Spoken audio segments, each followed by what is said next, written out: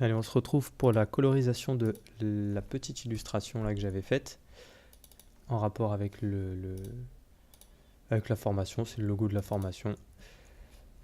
Alors ce qui se passe c'est que donc je te l'avais montré, j'avais pas fait d'audio encore donc je sais pas si je vais en faire un, mais ça c'était mes références couleurs, c'est ce que je voulais faire initialement. Donc là c'était ma référence de stylisation, je me suis inspiré de ça. Après j'ai fait un peu à ma sauce et en couleur c'était ça, donc ces deux là. Il se trouve que je l'avais fait. Je sais pas si je vais les mettre. Bah, de toute façon, je l'avais déjà dit, mais c'est vraiment important de passer par cette étape. Je l'avais fait et en faisant exactement ça, j'étais pas satisfait, j'aimais pas trop. Et du coup, bah, ça m'a poussé à aller vers autre chose. Et en fait, voilà, tu pars de ta référence pour ensuite aller un petit peu plus loin et amener un truc à toi. Et tant mieux, comme ça, bah, t'es pas dans du copier-coller. Du coup, bah, j'ai fait celui-là pour l'instant. Donc je vais te montrer comment je fais, je vais en faire un autre.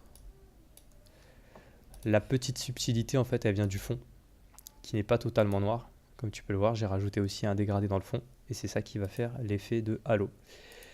Donc j'ai fait du jaune vers le violet, donc ça tu connais. En tout cas du jaune vers le orange avec un tout petit peu de violet à la fin, du coup ça fait presque la contre-lumière, ou du moins la petite teinte en plus qui fait plaisir.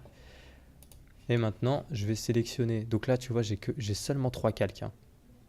Les deux autres là-haut, c'est le calque des blancs, c'est les petites boules là, que j'ai pas vraiment changé la couleur pour l'instant. Ensuite, j'ai un calque, donc j'ai mon calque de lumière, c'est-à-dire que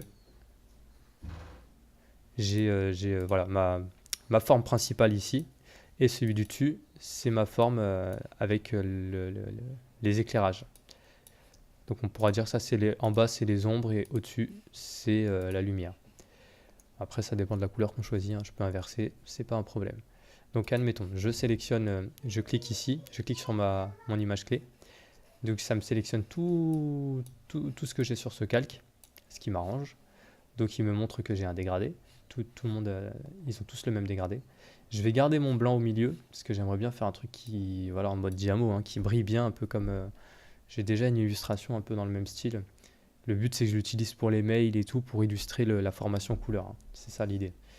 Donc ça c'est aussi mon objectif derrière.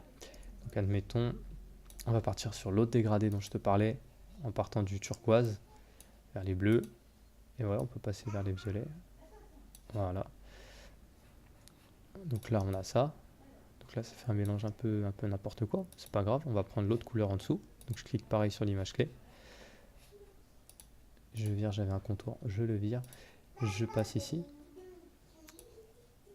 Ce qui se passe en fait, c'est que j'applique les mêmes couleurs que le dégradé du dessus.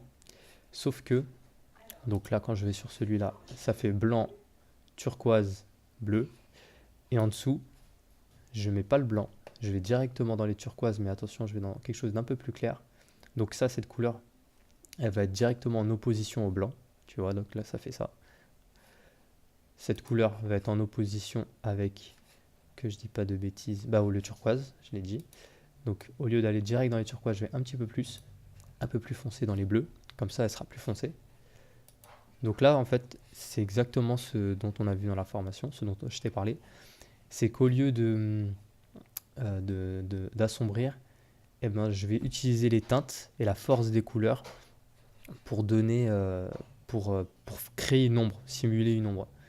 Donc là, comme ce bleu-là est plus, comment dire, il est plus fort que mon turquoise, elle va apparaître un petit peu plus sombre. Donc c'est ce que je veux. Je vais continuer comme ça. Alors mince, parce que du coup, hop, voilà. Je mets un petit peu plus sombre ici. Et à la fin, j'ai mon violet. Et le violet, par contre, donc soit je vais carrément plus loin, mais moi j'ai envie de faire plus loin et mettre un petit peu plus sombre pour le coup. Du coup, voilà, tu vois, je l'assombris légèrement, comme ça on a les deux teintes. Donc ça marche, c'est pas mal. Je vais faire le fond, comme ça on va s'en rendre compte. Donc le fond, j'avais un fond tout noir. Bah déjà, juste avec un fond noir, c'est bien sympa. Je le remets, donc j'ai juste créé un rectangle sur un calque en dessous. Je lui applique un dégradé radial. Normalement, on pourrait faire tout ça avec un filtre, hein. Je vais peut-être te le montrer après. Je cale un halo par-dessus tout ça.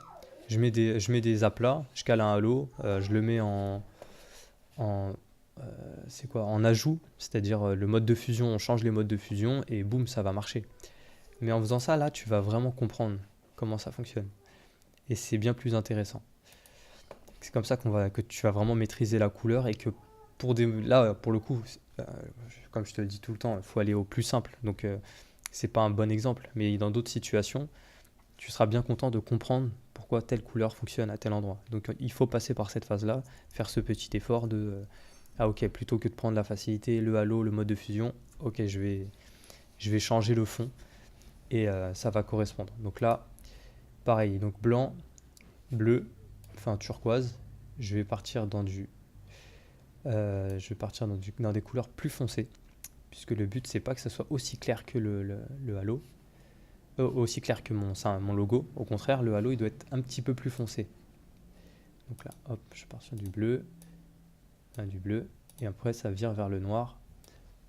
Donc là j'étais dans les rouges, et je retourne dans les violets. Donc voilà, on a un joli dégradé. Comme tu peux le voir, j'avais mis une teinte un petit peu jaune sur les petites gouttes. C'est léger, mais là, en tout cas, moi, je le vois. Je sais pas si tu le vois. Bah, là, ça se voit sur un plus c'est du blanc. Bon. Et ben, au lieu d'être dans les jaunes, on va partir dans des turquoise. On va aller du bleu haut. Voilà. Ça, je peux le virer, j'en ai pas besoin. Ça aussi. Donc, voilà. Ce qui pourrait être intéressant, c'est qu'ici, ça soit encore plus blanc. Allez, encore plus blanc même. Tellement proche des... Ah, c'est pas suffisant. C'est étonnant ça. Ah oui, c'est à cause du halo. Donc là, il faut que je me fasse pas avoir. Je dois décaler en fait mon petit pot là, mon petit carré, pour que ma couleur elle s'affiche correctement. Donc là, je la mets là, je le décale, voilà. Du coup, maintenant, ça brille comme je veux. Je pourrais le faire briller encore plus, tout simplement. Je touche au fond. Donc là, on a du blanc. On a du blanc et du bleu très très clair. Du turquoise très très clair. Ici, on a du bleu ciel. Bah, si je vais tendre vers les turquoises, ça va le rendre encore plus brillant. Tu vois, tout simplement. Ici, entre mes deux couleurs, je peux même le saturer.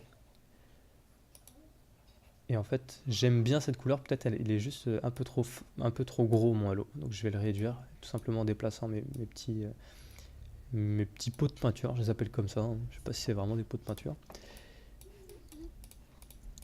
Mais là, c'est plutôt pas mal. Il n'y a que à la fin, j'aime pas le bout. Mais au milieu, on a quelque chose d'assez sympa. Ça fonctionne. Il y a ces couleurs-là qui ne sont pas bonnes selon moi. Un moyen, ça serait que, en fait, on n'est pas du blanc pur ici. Tout simplement, ce que je te disais d'éviter. Hop. Là, je clique entre les deux pour créer une nouvelle teinte qui va correspondre entre mes deux couleurs, entre le blanc et le turquoise. Je vire mon blanc. Donc ça va me donner ça. Et tu vois maintenant, automatiquement, le blanc il apparaît. Tu vois, bien plus intéressant. Donc, hop. Je veux que ce soit un peu plus clair. Donc ici, pareil, c'est pas assez foncé du coup.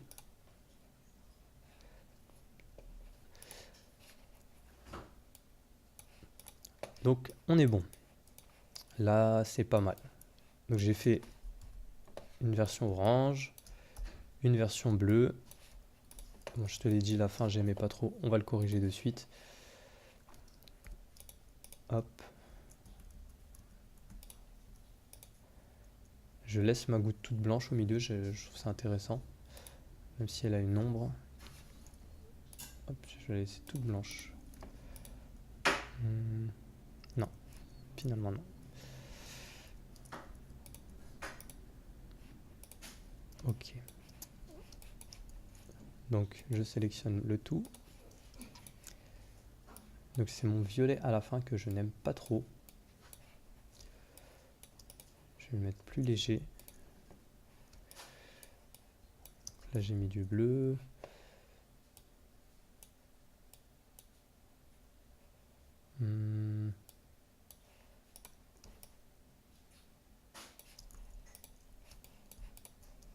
C'est lié aussi à la taille de mon halo. Il faut que ça soit beaucoup plus léger. Voilà. Ici je fais la même chose. Je vais agrandir un petit peu mon halo. Et je vais mettre une couleur un petit peu plus... Voilà, comme je t'ai dit, je pose une base et après je vais taper un peu être un peu plus subtil. Si je trouve que c'est pas bon, voilà, je vais chercher des couleurs différentes.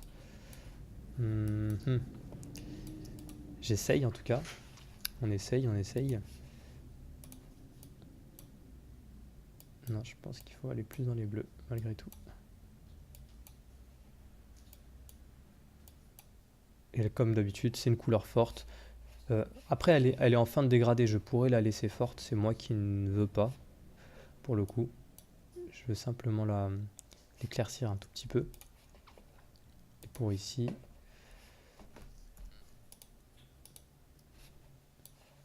Voilà, je le fonce un petit peu parce qu'ici il n'y avait pas d'ombre. Je te le remets. C'était comme ça, tu vois. Et ça me dérange puisqu'il n'y avait pas assez la distinction. Ok, ça c'est pas mal du tout. J'aime bien. J'aime bien. On va en faire un dernier. Donc on a fait du bleu, du rouge, enfin du orange. Ah bah tiens voilà, ici j'ai fait ça. C'est vrai que j'ai pas mis la teinte en violet, un petit truc un peu sympa. Je vais peut-être le rajouter.